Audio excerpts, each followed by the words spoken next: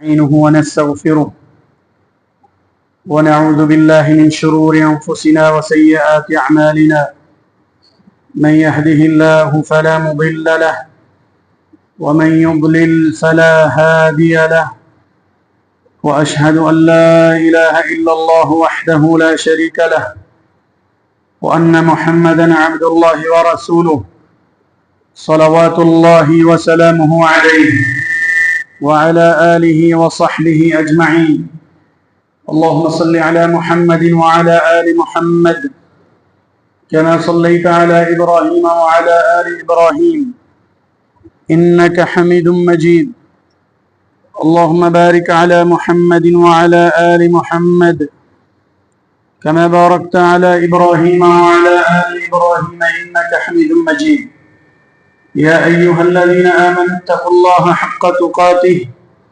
ولا تموتن إلا وأنتم مسلمون يا أيها الناس اتقوا ربكم الذي خلقكم من نفس واحدة وخلق منها زوجها وبث منهما رجالا كثيرا ونساء واتقوا الله الذي تساءلون به والأرحام إن الله كان عليكم رقيبا يا أيها الذين آمنوا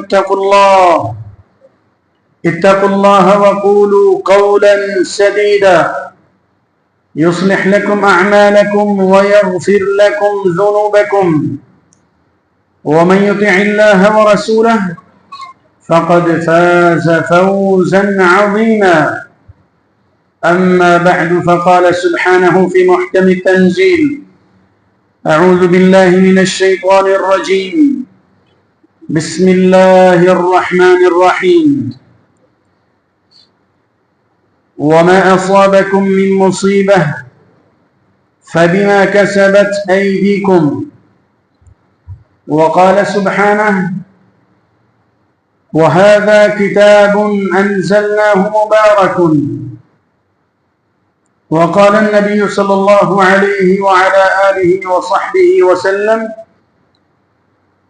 ولا صفر صدق الله العظيم وصدق رسوله النبي الكريم الأمين یاد رکھو جو مصیبت یا نحوست تمہیں پہنچتی ہے وہ تمہاری کمائی کی وجہ سے ہی ہوتی ہے، تمہارے گناہوں کے سبب سے ہی ہوا کرتی ہے۔ ارشاد ہوا یہ کلام مبارک، یہ قرآن مجید، اس کو ہم نے بابرکت بنا کر بھیجا ہے، یعنی اس سے نحوست ختم ہوتی ہے اور برکت عطا ہوتی ہے۔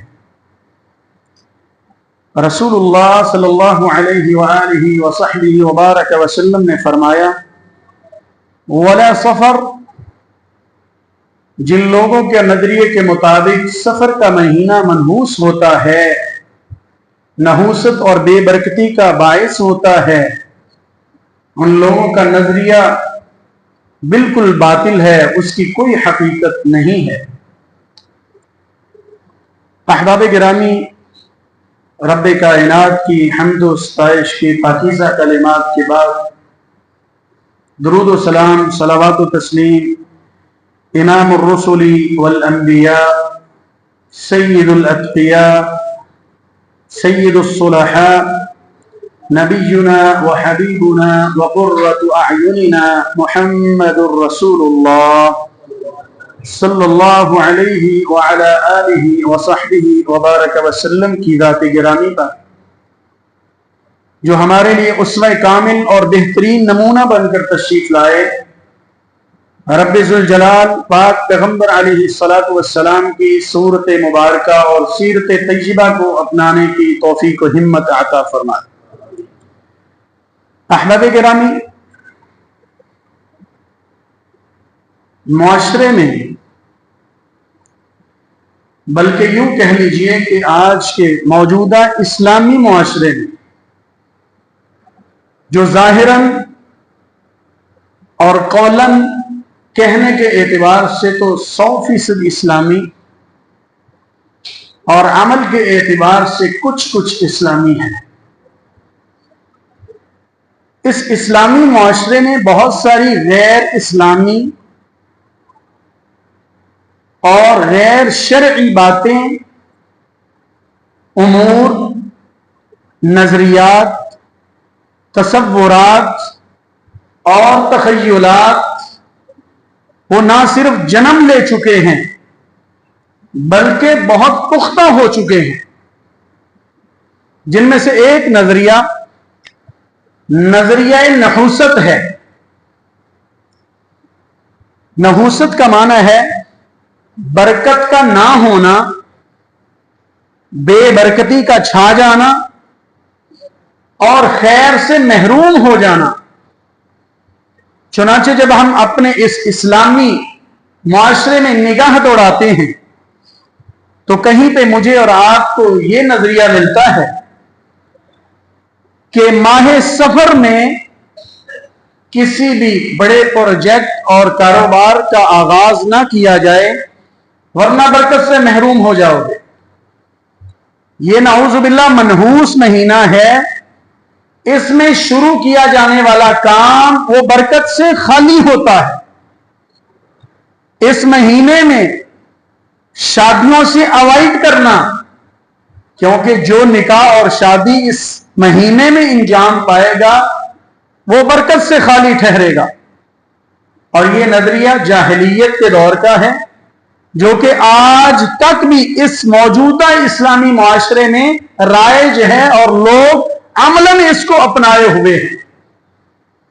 اگر کوئی شخص دل سے اس کا انکار بھی کرتا ہو، زبان سے اس کا انکار بھی کرتا ہو، لیکن عملی طور پہ آپ دیکھ لیجئے یہ جو شادیوں کے سیزن ہم نے بنائے ہوئے ہیں یہ اس کے عین مطابق نہیں ہے۔ کیوں جی، ہیں یا نہیں؟ دیکھ لیجئے نا، اب جی شادیاں نہیں ہو سکتی، کیوں؟ کیونکہ محرم ہے، محرم میں شادی غلط ہے، غیر شرعی ہے، ممنوع ہے، حرام ہے اور برکت نہیں ملے گی بلکہ گناہ ہو سکتا ہے، یہ نکاح بابرکت نہیں ہوگا۔ کیوں جی؟ یہ شہادتوں کا مہینہ ہے۔ ارے بھائی جان، آپ کوئی ایسا مہینہ لائیے تو صحیح سامنے جس میں کسی اللہ کے نیک اور مقرب بندے اور صحابہ کرام رضوان اللہ تعالی علیہم اجمعین کی شہادتیں نہ ہوئی ہوں، بلکہ وہ کون سا ہفتہ آپ کو ملے گا، وہ کون سا شاید دن مل سکے گا جس میں شہادتوں کی داستان نہ ہو، اور کہیں پہ یہ ممانعت نہیں۔ اور محرم گزرا ہے، سفر میں نحوست کے باعث ہم اپنے ان معاملات سے رکے ہوتے ہیں سوائے چند مذہبی لوگوں کے۔ عملاً ہے کہ نہیں بھائی جان؟ اب آگے جا کے ہم چلتے ہیں جی، اب شادیوں کا سیزن شروع ہوا ہے۔ بھائی یہ کس نے کہا ہے؟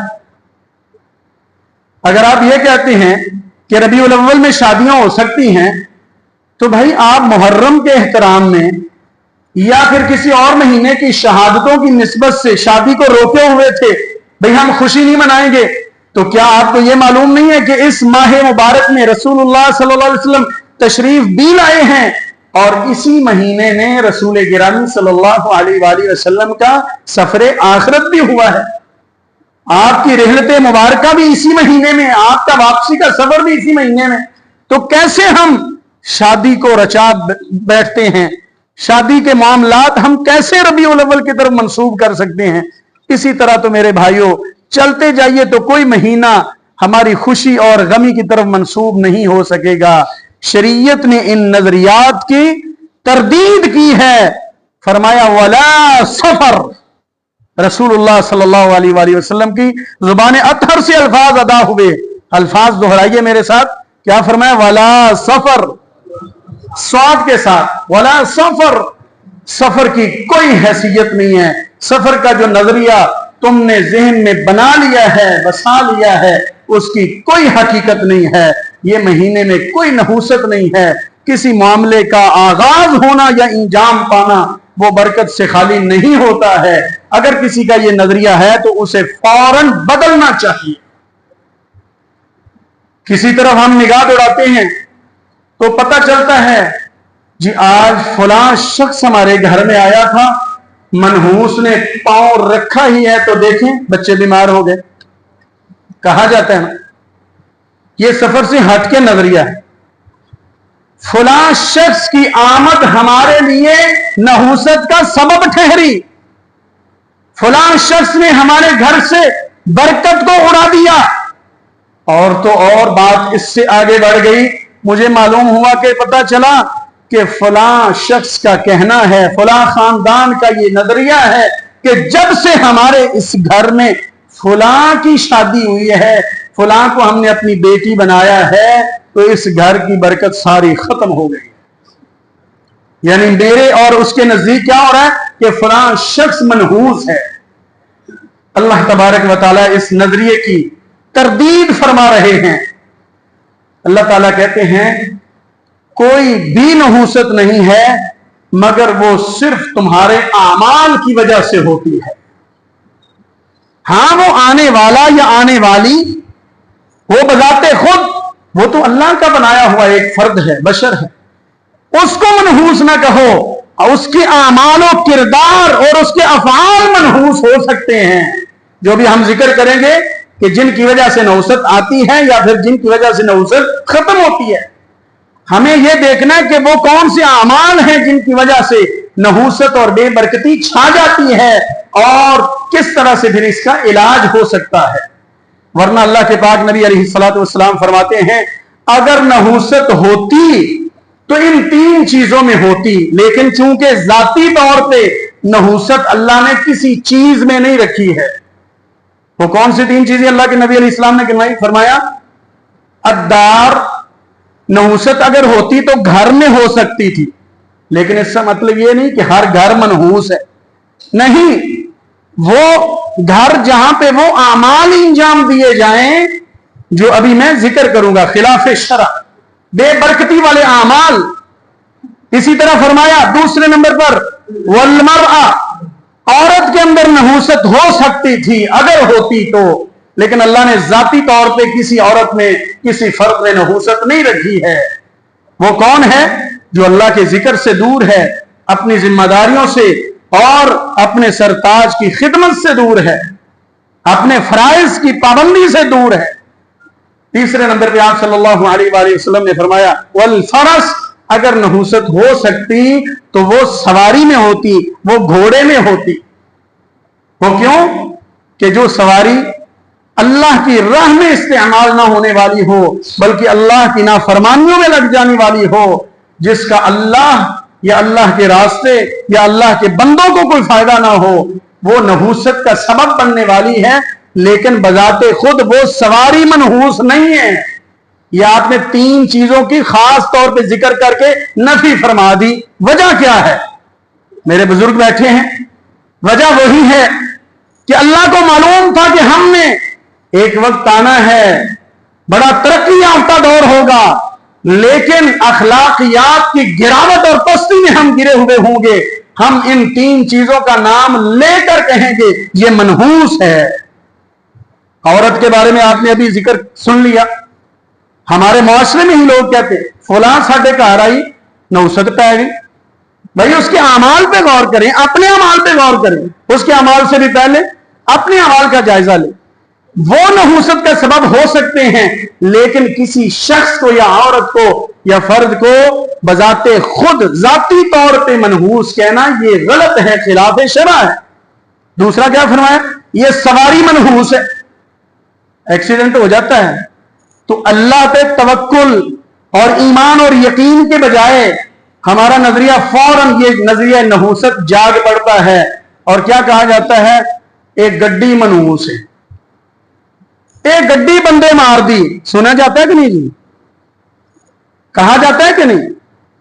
ये गाड़ी ही मनहूस है, पहले भी इसने पिछले साल ये एक्सीडेंट किया था।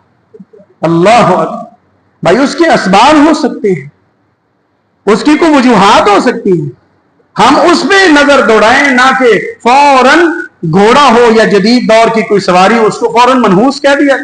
इसी तरह बात जगहों पे आपने ये भी देखा हमारे माशरे में होता है कि कहीं पर अगर बज़ाहिर बेबरकती या नहूसत नजर आती है ना, वो किस तरह से कि जनाब सुकून नहीं है, या घर में लड़ाई झगड़ा रहता है, तो बजाय इसके कि हम ये सोचें हम सब की नमाज ठीक है, हम सब की तिलावत रोजाना की बुनियादों पे ठीक है, हम सब के सुबह शाम के अज़कार ठीक है, हमारी सब की तहारत वगैरह नजाफत और नफासत ठीक है, हमारा अखलाक और बोलचाल अच्छा है, जब ये नहीं देखते तो क्या किया जाता है कि एक कार मनहूस है, कार बदलो। बाद लोगों को यकीन जाने इसी वजह से घर बदलते देखा कि यार इधर बेबरकती है, किल किल रहती है, लड़ाई झगड़ा रहता है। भाई तुम ना लड़ो, तुम उसके असबाब पे गौर नहीं फरमाते हो। सबकी नमाज रोजा ठीक है, अल्लाह के साथ ताल्लुक ठीक है, वो हम ठीक करने के लिए तैयार नहीं। घर को ठीक करने के लिए ब्लॉक बदल लेते हैं और फेज बदल लेते हैं, फला जगह से फला जगह शिफ्टिंग हो जाए। भाई जब तक खुद को नहीं बदलोगे सब कुछ बदल जाएगा, आपका सुकून नहीं बदलेगा, आपकी बेबरकती बरकत में तब्दील नहीं हो सकती। तो इसलिए अल्लाह के पाक नबी अलैहिस्सलाम ने इन तीन चीजों का बजाते खुद बतौर खास तज़किरा फरमाया। अगर नहूसत होती तो इनमें हो सकती थी, लेकिन अल्लाह ने जाती तौर पे किसी एक चीज को भी मनहूस बनाया नहीं है। कहीं पे ये सुनने को मिलता है, ताजिर बरादरी बैठी, अल्लाह ताला बरकत नसीब फरमाए। किसी का शायद नजरिया हो यहां पर, मेरा नहीं ख्याल, लेकिन कई ताजरों को आपने देखा होगा, कई दुकानदारों को देखा होगा कि जी पहला गाहक जो है ना, पहला गाहक सुबह, पहला गाहक वापस नहीं जाना चाहिए, वरना सारा दिन नहूसत रहेगी। क्यों जी ताजिर भाइयों, कहा जाता है कि नहीं? भाई शेखम में नहीं तो कहीं तो कहा जाता है ना, हमारे मुआशरे में। भाई पहला गाहक, पहला कस्टमर अगर वापस चला गया तो फिर सारा दिन नहूसत छाई रहेगी हमारे इस दुकान के ऊपर।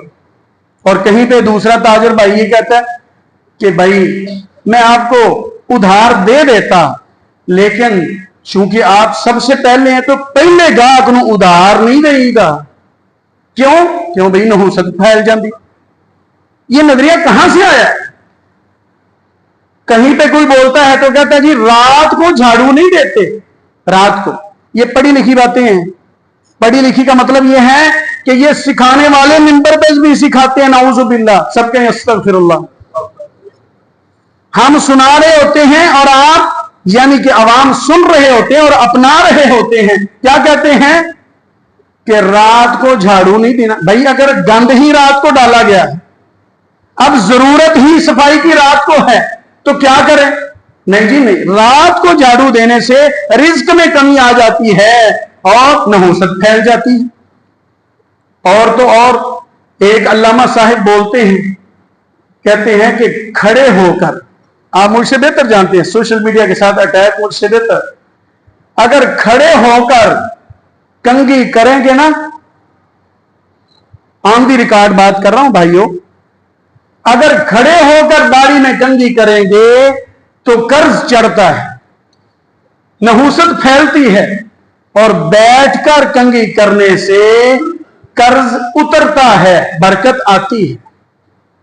भाई हमारी बेबरकती और बरकत के जो असबाबो जराए हैं और जो उसके हमने वजूहात और असबाब जिक्र कर दिए हैं, लिख दिए हैं, वो ना कुरान के अंदर हैं, ना हदीस मुबारका के अंदर हैं, ना अल्लाह के पाक नबी अलैहिस्सलातु वस्सलाम ने उनकी तालीम दी है, ना आपके शागिर्दों ने हम तक पहुंचाया है। वमा असाबकुम मिन मुसीबा फबिमा कसबत अयदीकुम। नहूसत अगर हो रही है, बेबरकती महसूस कर रहे हो, अगर बेसुकूनी महसूस कर रहे हो, अपने आमाल का जायजा लीजिए, अपने अफआल को देखिए, अपने किरदार का जायजा लीजिए। फबिमा कसबत अयदीकुम, तुम्हारी नमाज ठीक नहीं होगी। किसी ने खूबसूरत बात की थी, अगर नमाज पढ़ने के बावजूद भी सुकून न मिले तो फिर नमाज को सुकून से पढ़ना शुरू कर दो, सुकून मिल जाए। बाज तो नमाज से वैसे कोसों दूर है, और बाज नमाजी तो पक्के हैं तरीका वो नहीं सीखा जो अल्लाह के नबी अलैहिस्सलाम ने सिखाया है, सुकून वो नहीं है, ठहराव वो नहीं है, इत्मीनान वो नहीं है।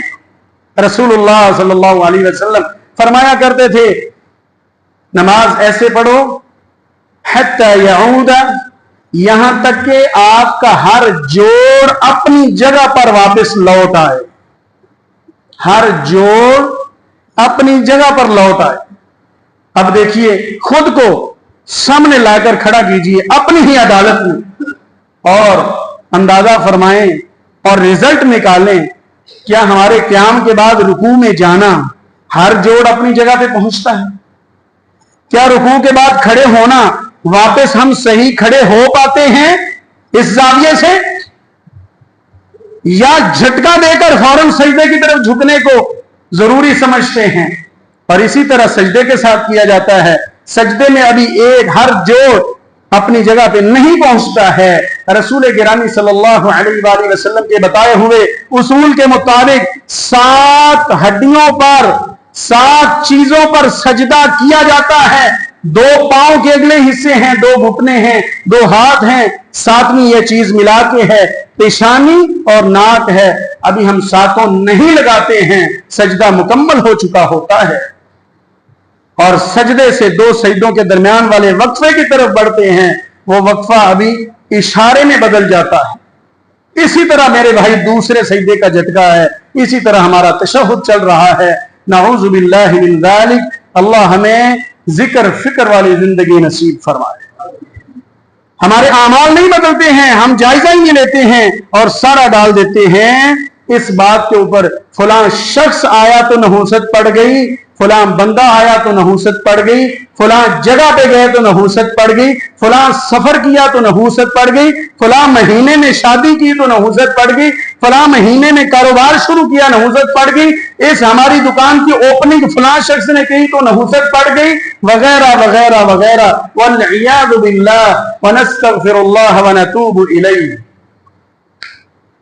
पढ़े लिखे दौर में यह भी सुनने को मिलता है कि अगर आप सफर पे रवाना हो, किसी काम के लिए जा रहे हैं और आपके रास्ते को काली बिल्ली काट दे, काली बिल्ली खास है, काली बिल्ली आपका रास्ता काट दे, आपकी गाड़ी के सामने से गुजर जाए, बिलखुसूस जब वो तेजी से गुजर जाए तो वो सफर कैंसिल कर दीजिए, ये नहूसत का सबब होगा। वल्इयाज़ु बिल्लाह। ओ भाई, आप अगर तेजी से जा रहे हैं तो गाड़ी के आगे से अगर जल्दी से बिल्ली गुजर गई है तो उसको भी तो तेजी से गुजरना होगा, उसको भी कोई काम होगा, वो गुजर गई है। लेकिन नहीं, हमने इसको भी एक नजरिया नहूसत में शामिल कर लिया कि अगर काली बिल्ली या कोई और काला परिंदा आपका रास्ता काट दे या आपके घर दरख्त में बैठ जाए रात के वक्त बिलखुसूस, तो ये आपके लिए नहूसत का बायस होगा, आपको वो सफर इंजाम नहीं देना चाहिए। रब्बे कायनात इसका भी इनकार फरमा रहे हैं। रसूलुल्लाह सल्लल्लाहु अलैहि वसल्लम फरमाते हैं, अत्तियारतु शिरकुन। कभी सोचा है, सुनन नबी दाऊद की रिवायत के मुताबिक फरमाया, बदशगुनी लेना, बुरा सोचना कि चूंकि ऐसे हुआ है तो अब ऐसे हो जाएगा, ये शिर्क की एक किस्म है। वल्इयाज़ु बिल्लाह। फलां आया तो ऐसे हुआ, ये शिर्क की एक किस्म है। शिर्क के रास्ते खुलते हैं, शिर्क के दरवाजे खुलते हैं। अल्लाह तबारक व तआला हमें इसकी हर किस्म से महफूज फरमाए। अब देखिए कि इससे हम कैसे बच सकते हैं, बरकत कैसे ले सकते हैं और नहूसत और बेबरकती के नजरिए से कैसे बच सकते हैं। रसूलुल्लाह सल्लल्लाहु अलैहि वसल्लम पर कुरान नाजिल हुआ, वहादा किताबुन मुबारकुन अंज़लना। दूसरे मुकाम पर वहादा किताबुन अंज़लनाहु मुबारक। ये कुरान जो हमने 30 पारों की सूरत में नाजिल किया है, ये बरकतों से भरा पड़ा है, सीने से लगा लीजिए।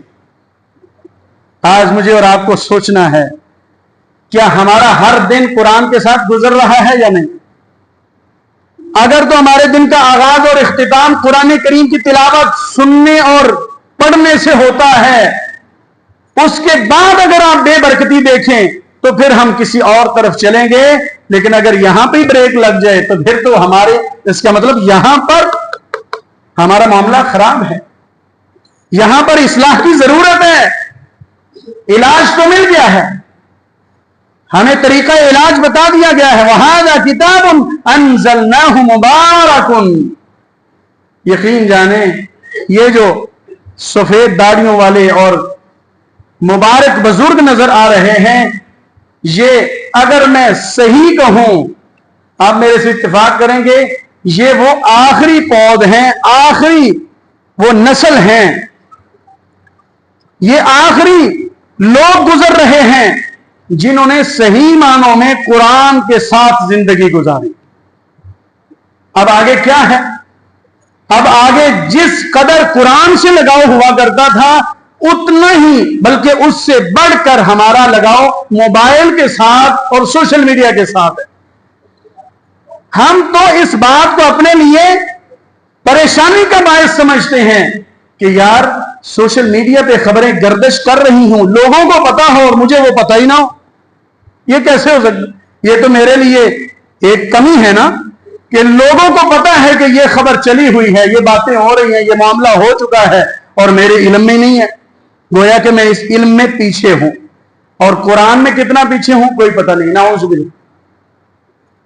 یہ وہ لوگ ہیں جن کو ہم نے دیکھا ہے, آپ نے دیکھا ہے کہ فجر کے بعد سب سے پہلا کام, یقین جانیں ہمارے بزرگوں کی بات ہو رہی, والدین تک کی بات ہو رہی, اب کی نہیں ہو رہی. اگر یہ بھی کہا جاتا نا کہ دودھ لے آئے فلاں گھر سے یا لسی بھی لے آئے تو وہ کہتے پہلے تلاوت کر لی. کیوں, یہ ہوتا تھا کہ نہیں؟ اقرار کرتے ہیں یا انکار؟ وہ کہتے پہلے تلاوت کر لیں. آج بھی اللہ کے بندے موجود ہیں لیکن بہت کم ہیں. اللہ ہمیں ان کم بندوں میں شامل فرمائے. ہمارا قرآن کے ساتھ تعلق کتنا ہے, پھر ہم دیکھیں گے کہ بے برکتی اور نحوست کیوں آئی ہے, اور قرآن کے ساتھ لگنے کے بعد بلا و دور کیوں نہیں بھاگتی ہے. آگے بڑھیں احباب گرامی. رسول اللہ صلی اللہ علیہ وآلہ وصحبہ وبارک وسلم نے جو اس کی تردید فرمائی ہے, ان باطل نظریات کو رد کیا ہے, ان دلائل کو ہر وقت اپنے ذہن میں رکھیں. اس کی وجہ سے بھی آپ کو نحوست سے چھٹکارا ملے گا اور برکت نصیب ہوگی. وہ کیا ہے؟ وہ انسان کو فولاد جیسا عقیدہ مہیا کرتے ہیں. ان فرمانے گرامی میں ایک ہے صحیح بخاری کی روایت, لا عدوى, کوئی بیماری ذاتی طور پہ متعدی نہیں ہوتی ہے کہ انسان اس سے اتنا ہی دور بھاگتا پھرے کہ کسی بھی بیمار سے ملنا اور سلام کرنا اور اس کے قریب بیٹھنا, اس کا پتہ لینے کے لیے, حال پوچھنے کے لیے بھی نہ جانا کہ اس کی بیماری ادھر کنورٹ ہو جائے گی, اس کی بیماری متعدی ہے, مجھ تک پہنچ جائے گی. ٹھیک ہے, اسباب ہوتے ہیں اور احتیاطیں ہوتی ہیں, لیکن کیا معاشرے سے انسان کٹ آف ہو جائے؟ اللہ کہتے ہیں, رسول اللہ صلی اللہ علیہ وسلم فرماتے ہیں لا عدوى, ذہن میں یہ بات راسخ کر لو, کوئی بیماری ذاتی طور پہ متعدی نہیں ہوتی ہے. بیماری لگانے والا وہ اللہ ہے, بچانے والا وہ اللہ ہے, شفا دینے والا اللہ ہے. جب شفا دینے پہ آئے گا تو ایک اپنے بندے ایوب علیہ السلام کو 2 عشروں کے بعد اور 18 برس کے بعد بھی کہے گا یہ پانی پی لیجئے چشمے کا, ہم اندر سے صفائی کر دیں گے, اس سے غسل فرما لیجئے, ہم باہر سے شفا یاب کر دیں. وہ تو پانی سے بھی شفا دینے والا ہے, اگر نہیں ملے گی تو مہنگی دوائی سے بھی شفا نہیں ملے گی. آگے فرمایا ولا تیارا, کوئی نحوست کا عقیدہ ذہن میں نہ رکھے, فلاں آیا تو یہ ہو گیا, فلاں دن تھا تو یہ ہو گیا, فلاں مہینہ تھا تو یہ ہو گیا. لوگوں نے مہینے میں سے پھر اب گئے دن کو بھی منحوس بنا رکھا ہے. بالخصوص بدھ کی طرف نسبت کی جاتی ہے کہ بھی بدھ سے بچیں. کیوں جی کہا جاتا ہے کہ بھائی کیا, جیسے اتوار ہے اسی طرح سوموار, جیسے سوموار ہے اسی طرح منگل ہے. یہ ہمارے خود ساختہ نظریات ہیں. آگے فرمایا ولا حامۃ ولا سفر, کسی بھی طرح کوئی مہینہ یا سفر یا دن وہ نحوست کا سبب نہیں ہوتا ہے. اپنے ذہن میں یہ باتیں مضبوط کر لو. اور اس کے ساتھ قرآن کریم کی وہ آیت سورۃ التوبہ کی آیت نمبر 51, قُلْ لَن يصيبنا إلا ما كتب الله لنا هو مولانا وعلى الله فليتوكل المؤمنون. اے پیارے پیغمبر صلی اللہ علیہ وسلم ان کو بتا دو لن یصیبنا، ہرگز ہمیں کوئی مصیبت اور نحوست آ ہی نہیں سکتی، ہرگز لن یصیبنا الا ما كتب اللہ لنا، ہاں مگر وہی جو ہمارے رب نے لکھ دی. کوئی مہینہ نہیں لا سکتا، کوئی بندہ نہیں لا سکتا، سارے لوگ مل کے نہیں لا سکتے. اللہ تبارک و تعالی ان دلائل کو ذہن میں رکھ کے اپنے عقیدے کو مضبوط کرنے کی توفیق عطا فرمائے. احباب گرامی، برکت کیسے آئے اور نحوست سے ہم کیسے محفوظ رہیں، اس کے لیے ہمیں رسول اللہ صلی اللہ علیہ وآلہ وصحبہ وبارک وسلم کے اس فرمان پہ بھی عمل پیرا ہونا ہوگا. رسول گرامی صلی اللہ علیہ وآلہ وسلم نے فرمایا، بلکہ دعا کرتے ہوئے فرمایا، اللہم بارک لامتی فی بکورہا، اے میرے خدا، اے میرے رب کریم، میری امت کے صبح کے وقت میں برکت نصیب فرما اور بے برکتی سے اس وقت کو محفوظ فرما. اب ہم نے خود دیکھنا ہے دکان پہ نحوست کیوں ہے، گھر میں نحوست کیوں ہے، میرے اوپر نحوست کیوں ہے. صبح ٹائم سے جاگتے ہیں، میں نے سوچنا ہے اور آپ نے بھی، ہر دن ہر صبح بر وقت جاگتے ہیں. جاگتے ہمارا پہلا کام نماز فجر ہوتا ہے، اس کے بعد جو تلاوت کی بات ہوئی وہ ہوتی ہے. اور کاروبار کے لیے کیا ہم نے صبح کے وقت کو خاص کیا ہے یا نہیں؟ یار جس وقت کے بارے میں ہمارے رسول گرامی علیہ السلام نے رب کریم سے التجا کی ہوئی ہے، اے اللہ میری امت کے صبح کے وقت میں برکت ڈال دے، وہ بابرکت ہو چکا ہے، ہم اس سے مستفید نہیں ہو رہے ہیں. نہ ہم عبادات میں مستفید ہو رہے ہیں الا ماشاء اللہ، نہ ہم پڑھائی میں مستفید ہو رہے ہیں. یہ تجربہ کر لیجئے، اور یہ تجربہ ہے، آپ میں بھی کئی لوگ بیٹھے ہوں گے کہ وہ کہتے ہیں یہ رات ہم سو گئے اور تہجد کے وقت فجر میں ہم جاگے بر وقت، اور صبح اٹھ کے جو ہم نے 2 گھنٹے پڑھائی کی نا، اللہ نے بہترین نمبروں کے ساتھ کامیابی عطا فرمائی.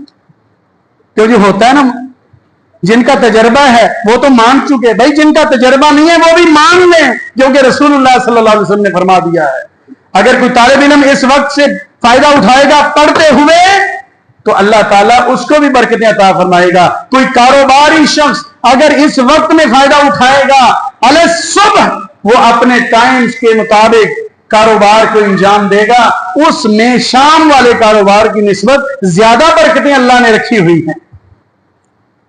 اے میرے رب ہمیں اس پہ عمل کرنے کی توفیق عطا فرما. بعض روشن چہرے مجھے یہاں نظر آ رہے ہیں، وہ اپنا تجربہ بھی بتایا کرتے ہیں کہ ہمارا یہ معمول ہے کہ رات بر وقت سو جانا اور صبح اللہ تبارک و تعالیٰ کے فضل سے قبل از وقت جاگ جانا، قبل از فجر جاگ جانا، اور اس کے بعد بس دن کے درمیان میں، یعنی جس کو دوپہر کہا جاتا ہے، اس میں تھوڑا کیلولہ کرنا. باقی سارے دن اور رات کا شیڈول اللہ تبارک و تعالیٰ بڑا ہی بابرکت بنا دیتے ہیں، کیونکہ رات جلدی سونا بھی نبی پاک علیہ السلام کی سنت، صبح جاگنا بھی پیارے نبی علیہ السلام کی سنت، اور دوپہر کو کیلولہ کرنا، کچھ سستانا اور آرام فرمانا، یہ بھی پیارے نبی علیہ السلام کی سنت. آج ہمارا سارا جو سرکل ہے سارا خراب ہو چکا ہے.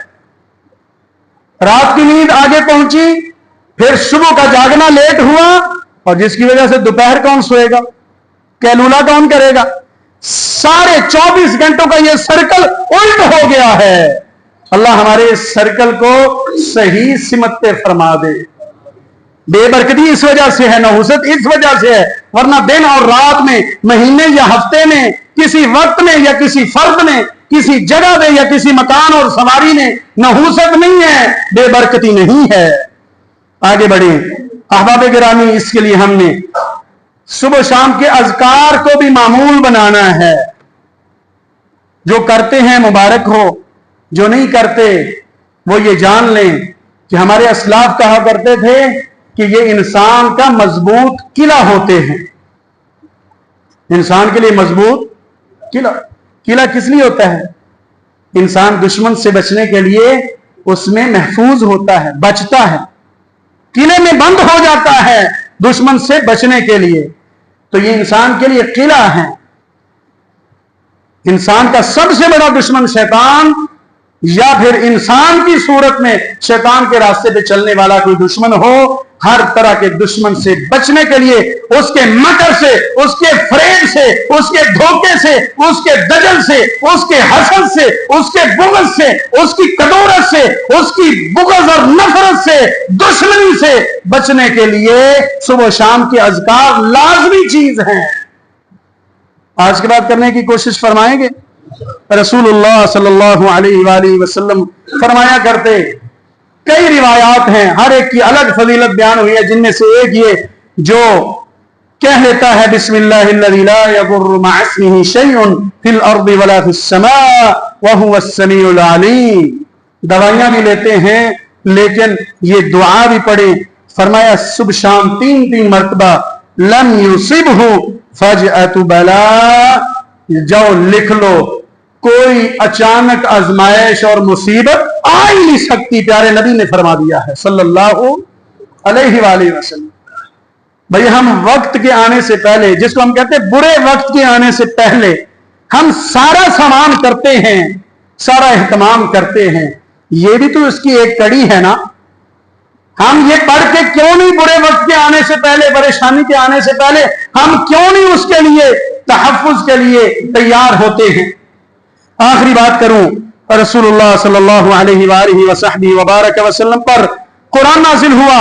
अल्लाह ताला फरमाते हैं वमा असाबकुम मिन मुसीबह फबिमा कसबत ऐदीकुम, ये तुम्हारे अपनी कमाई की वजह से होता है, जो भी होता है। मेरे मौला हम तुझसे माफी मांग लेते हैं, किन अल्फाज से मांगे? रसूल किरामी सल्लल्लाहु अलैहि वसल्लम ने दुआ सिखाई है, जिनमें से 2 का जिक्र करता हूं।